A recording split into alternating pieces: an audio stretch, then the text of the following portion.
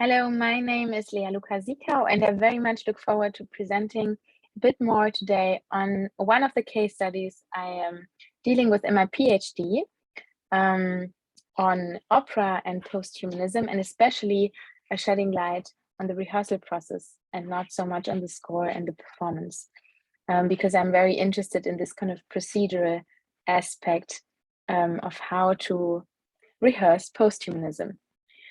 So in this paper specifically, I explore the rehearsal process of a new opera production about mind uploading by the composer, librettist, and director Michel van der Aa, which is called Upload. It was produced at the Dutch National Opera in spring and premiered at the Bregenzer Festspiele in July 2021. As an ethnographer and writer for the Opera Forward Festival, I attended 2 months on site in the rehearsal spaces in Amsterdam and conducted numerous interviews with the production team.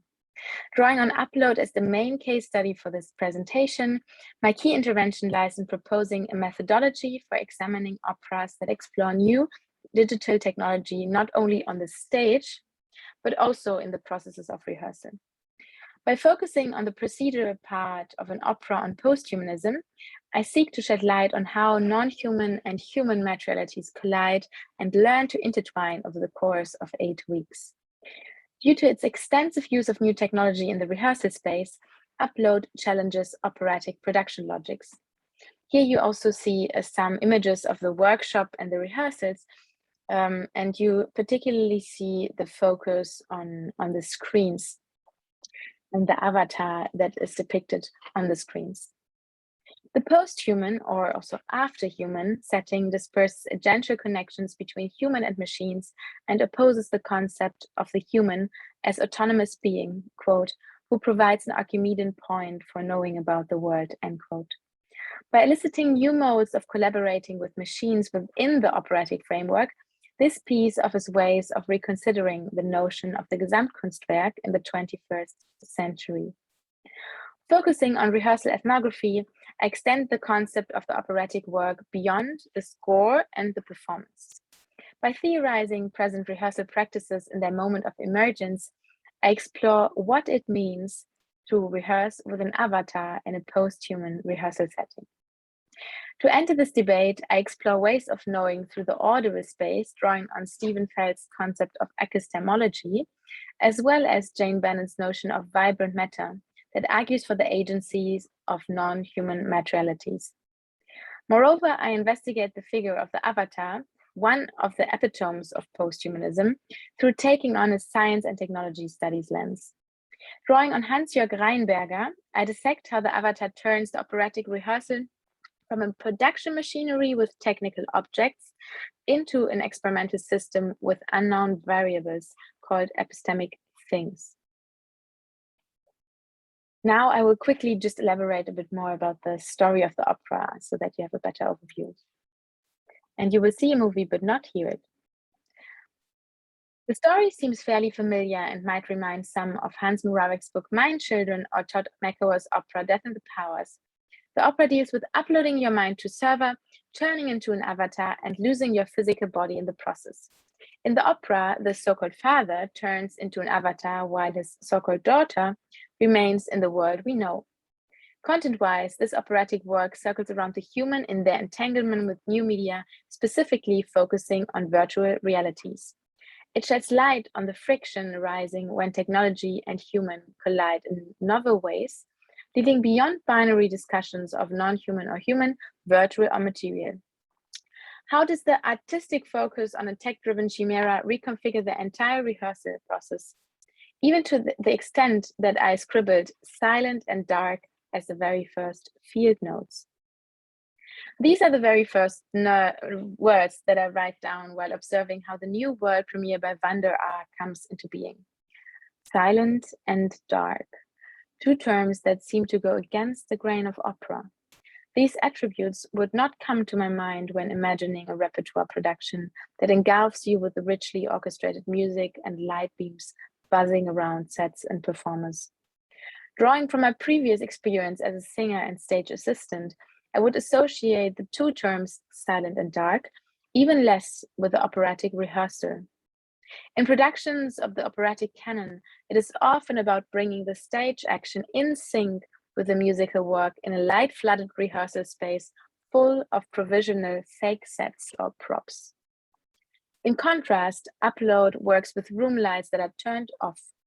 From the start of the rehearsals, technicians employ most of the original stage lighting that illuminates only the parts of the stage that are meant to be put in a spotlight. The light is original, and so are the video servers, the motion capture technology, the double-digit number of projectors in the room, and the set pieces. Whereas in productions of the operatic canon, the original set and equipment is installed on the main stage only, it is quite unique for an opera production to introduce most of it in the rehearsal space already. In traditional operatic staging, machinery and set are finalized in the workshops while the mise en scène is developed on the rehearsal stage with provisional sets. Stage scenery and action make up two parallel avenues of development. Thus, singers deal with what I call placeholders in rehearsal. They pretend as if they were to see the original stage object. The placeholders do not actively incentivize actions, but the singers are trained to play as if they were. Unlike standard operatic production processes, Upload erects the original stage environment within the rehearsal space already. A technical crew of over 15 people sets up a new space for incubation 2 days before the rehearsal period starts. So here you see the rehearsal space before the production phase, and here you see it during the rehearsal phase. The phase begins with the original hardware instead of placeholders. The rehearsal becomes dependent on the material by incubating the virtual. For the software to evolve, the original setup is necessary. Its dependency on a complex network of physical and computational reactions builds the ground for this post-human rehearsal. The intertwinement between human and non-human materiality goes beyond a one-directional responsiveness. To understand the rehearsal in its complexity, I seek to introduce the idea of vibrant matter by Jane Bennett. In her theoretical approach, she argues for an investigation of, quote, vibrant matter, stressing the, quote, agentic contributions of non-human forces and the habit of compositing heterogeneous groupings, which lead to non-human human assemblages, end quote.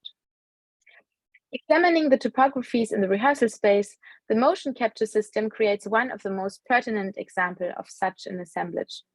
It affects and is affected. When the motion capture system does not depict the avatar's body as it's supposed to, the team searches for a solution by investigating an assemblage of modes that have the potential to address the issue. From the position of the performer, the stage lightings, the tracking cameras, and the software to the shaders, which are the filters of the avatar. Upload makes use of a, quote, more distributive agency, end quote, that begins with the vibrant materiality of the rehearsal setup. It is emphasized by the way the production team speaks about the motion capture system. We are using tools that are not originally designed to behave in a way that is useful for opera productions. For these devices, the things that we are doing are a bit weird. They are not meant to be used in this setup. Normally, you would have a studio with proper lighting and the actors would not move much. The avatar creator Darian Brito describes the technological challenges in this production by taking on the perspective of the devices themselves. This personification highlights both the vibrant capacities of the technological material as well as the relation between devices and team members.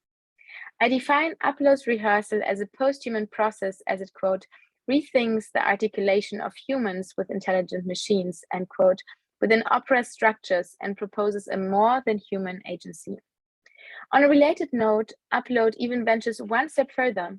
The placeholder concept that I just introduced is reversed by replacing the singer in front of the motion capture camera with an intern to experiment with the technology. The materiality is explored in its vast capacities, while the humans turn into placeholders. Here you can see that there is the intern placeholding for the singer in front of the motion capture camera. In conversation, the intern said that, quote, she started to do extensive yoga and stretching sessions every morning before rehearsal, as the hours of standing at little movement in front of the camera were physically quite exhausting, end quote.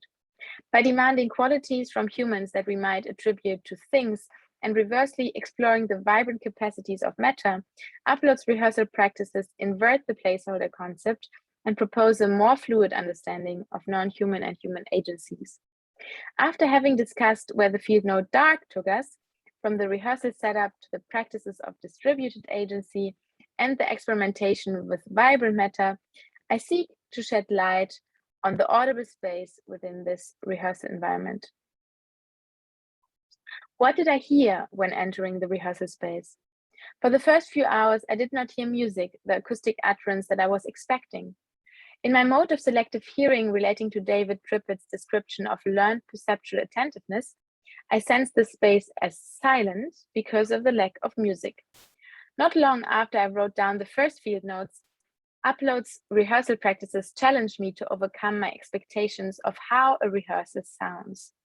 Expecting repetiteurs playing a score reduction on a grand piano to accompany the cast, frequently disrupted by comments by the stage director on the mise en scène, I started questioning the mode of selective hearing with which I came into the rehearsal. The supremacy of music in rehearsals of the operatic canon yields to other sounds that matter, to the quiet utterances of epistemic things. Having analyzed the vibrant materialities before, the audible space seems to be reconfigured in a similar manner. To perceive this reconfiguration, I had to shift the focus away from music that I do not hear, such as piano reductions played by a repetiteur, and instead open my ears to what sounds in the moment. I started to attune myself and thereby explored Stephen Feld's notion of epistemology as, quote, listening as a knowing in action, a knowing with and knowing through the audible, end quote. Standing in a space lined with technological equipment, I experienced a range of human and non-human sounds that engulfed me, from conversation and clicks on keyboards to the low hum of the projectors. Some people and equipment are brought into the space with a purpose to sound, such as the director, the singers, and the surround speakers. The sound of other devices, projectors, computer hardware, and servers is an audible parasitic byproduct. Both the parasitic and the desired entities carve out and fragment the audible sphere. The conductor listens to a click track via earphones, the motion tracker talks with the director in front of a multiple screen setup, the video servers occasionally drown the stage manager's instruction, and the singers whisper while their amplified voices get disseminated through surround speakers. The post-human rehearsal reorganizes the sound of human voices and brings new materials and thus also sounds into the space. Besides the inherent more than human agency, Upload introduces a more than music agency as well. In the last part of this presentation, I transition from these structural observations to the figure of the avatar. And so here you have a visual from the rehearsal stage where you see the singers Julia Bullock, who's playing the daughter, and Roderick Williams, who's playing the uploaded father. And he's standing in front of the motion captures cameras, while on the right-hand side, you see his live rendered projections into this avatar shape. Williams stands in front of the cameras, which capture him from the side. On the right, you see the live rendered image of Williams as an avatar with multiple layers of effects on top. He positions himself toward the cameras in a 90 degrees angle so that the avatar projection gazes at Bullock. While standing next to Williams, Bullock does not look at him, but at his avatar projection instead. The new configuration of relationships on the rehearsal stage goes against the grain of common operatic productions.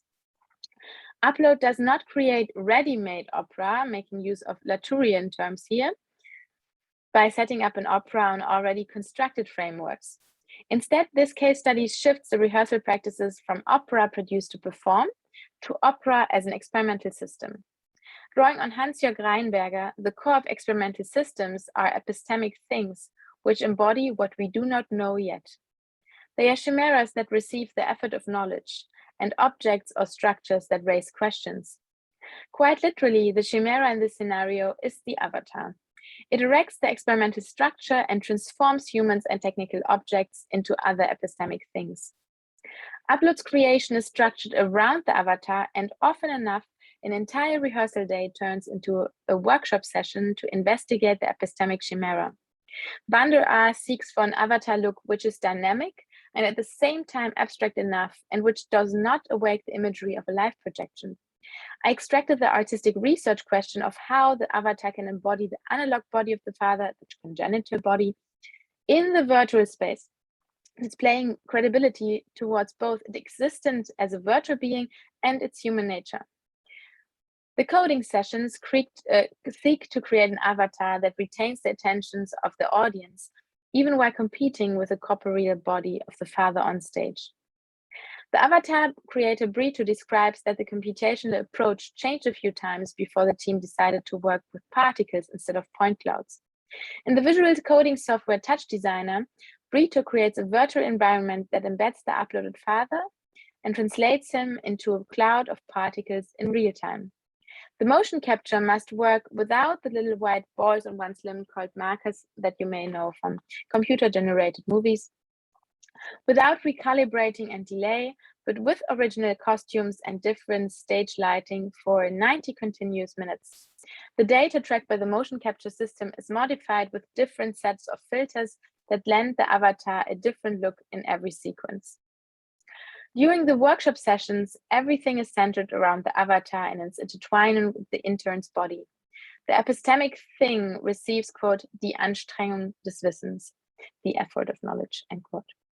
How do team members perceive the interaction with this chimera? The avatar designer is the only person interviewed that notices the avatar as real and tangible, as he can, quote, touch, move, and transform it in a literal sense, end quote. For the other team members, the avatar seems to be an untouchable body, floating within an art form that is all about the interpersonal connection between tactile bodies on the stage. The team members perceive the avatar projections more as a cinematic screening and less as an interactive body within the mise en scène. Here you can also see again that this epistemic thing, the avatar, has like multiple circles of engagement on the rehearsal stage. The creation itself by Darian Brito and Michel van der Aar, then also the physical interaction with the motion capture by Roderick Williams, and then also this challenge that Bullock wants to have an emotional connection on stage with this virtual existence of the avatar. The avatar as epistemic thing interrupts the chain of affecting and being affected and deconstructs the relationship between the bodies on stage. Even for Williams, the avatar is out of his reach of control. Except when stepping out of the motion capture space and thus erasing the virtual body, Williams is not involved in how his bodily input is processed. To learn his part, he's dependent on technical instructions by Brito and conceptual guidance by van der Aar. Restricted to a tiny square captured by the motion tracking system, he carries out his gestures, displaced in a 90 degrees angle from his performing counterpart. The avatar requires a counterintuitive acting style from Williams and a real-time modification from Brito that displaces the performance, disseminates it all over the stage, and fragments the performer's agency. Meanwhile, Bullock seeks to create an emotional tissue with the avatar. During the rehearsals, she challenges herself to separate the performer from the projection. By splitting Williams in two, she can define the projections as her counterpart, as if the avatar itself were an interactive, autonomous body. The interaction between the team and the technological materialities constitutes a case for a posthumanist, more than human understanding of the operatic rehearsal. The non-human human assemblage creates fluid agencies where humans can turn into placeholders, machines learn how to rehearse, and the sole dominion of music is challenged. Does the Gesamtkunstwerk of opera become more gesamtheitlich?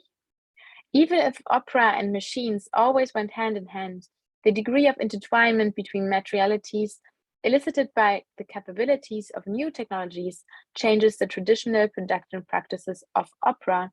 So we see that especially now in the rehearsal. I argue that with the rise of new technologies, the rehearsal becomes less of a one-directional machine. The digital makes it more effective. When Emily Dolan and John Trash claim that Meyerbeer's grand operas themselves are gigantic unified machines, I would argue that Upload's rehearsal embodies a Gesamtkunstwerk in the making, created through post-human assemblage. Thank you so much for your attention, and I really look forward to our discussion.